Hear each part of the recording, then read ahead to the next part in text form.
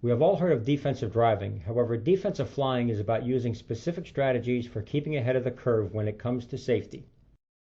Even while driving to the airport for our upcoming flight, we are utilizing our defensive driving skills to avoid potential danger. There are obviously some rules while on the road, but most of us have experienced drivers who exceed speed limits, text while driving, and ignore traffic signals. The principle behind using a defensive strategy is to be one step ahead and not take for granted that other pilots, ground personnel, air traffic control, or Mother Nature is looking out for our safety. Helicopter pilots have gotten trapped into situations where there are few alternatives and lose situational awareness. Even experienced helicopter pilots make poor decisions and without a defensive strategy, increase the risk of being involved in a catastrophic event.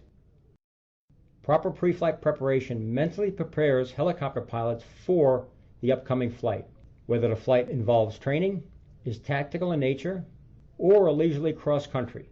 Overall success is hinged upon proper pre-flight planning and a sound defensive strategy. An effective technique for implementing a defensive strategy is to rehearse the mission from start to finish. This rehearsal does not have to be a formal military-style operation, however, should identify all resources available to us. By having a plan, we can factor in contingencies in the event of unforeseen changes such as weather, mechanical issues, or an emergency. The disciplined use of checklists, along with following standard operating procedures, using sound aeronautical decision-making, and crew resource management all have profound influence on helicopter safety. Title 14 Code of Federal Regulations Section 91.103 requires pilots to be aware of all available information pertaining to each flight. By obtaining all available information, situational awareness and overall safety will be enhanced dramatically. Human factors studies reveal most pilots react slowly and incorrectly to abnormal or emergency situations. Studies indicate it can take up to 7 to 8 seconds for pilots to properly respond to an unexpected event in the cockpit. Checklists are designed to address normal, abnormal, and emergency procedures. Let's use them and avoid being complacent. Let's talk a little bit about transitioning at altitude. Flying a helicopter at low altitude reduces the margin of safety in the event of an unexpected emergency. Flying at lower altitudes additionally provides less obstacle clearance. If able, why not transition at a higher altitude, which will provide extra valuable seconds in the event of an emergency?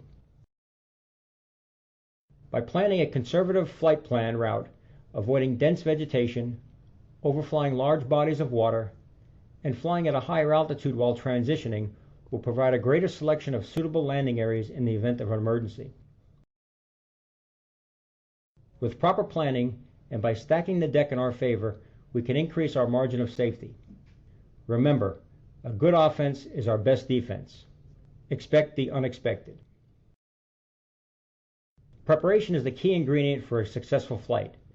Safety starts before we get into the helicopter. Remember, safety is a journey, not a destination.